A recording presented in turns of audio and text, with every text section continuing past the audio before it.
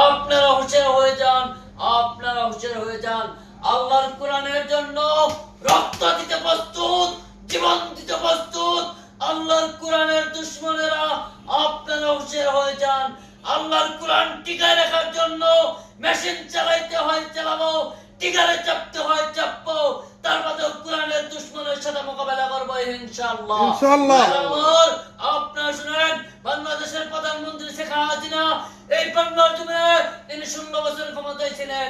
তিনি রাখলেন না বাংলার মানুষের কথা, তিনি রাখলেন না ছাত্র ভাইদের কথা, তিনি রাখলেন না কোনো আলেমের কথা, তিনি রাখলেন ইন্ডিয়ার মোদী সাহেবের কথা। তাই যদি না হয়তো ইন্ডিয়ার দিকে লক্ষ্য করুন, ইন্ডিয়াতে তেলের দাম কম, বাংলায় বেশি, ইন্ডিয়াতে গ্যাসের দাম কম, বাংলায় বেশি, এগুলো আপনারা বুঝেন না। মাবুদ গো, ইয়া রাব্বুল আলামিন, জানি না কার মনে কি আশা, জানি না কার মনে কি আশা, মাশাআল্লাহ ইয়া রাব্বুল আলামিন, এই 10 টাকা কবুল মঞ্জুর করে নাও। ওই সোনার মদিনা না দেখাইয়া তুমি আল্লাহ অন্ধকার কবরে নিও না।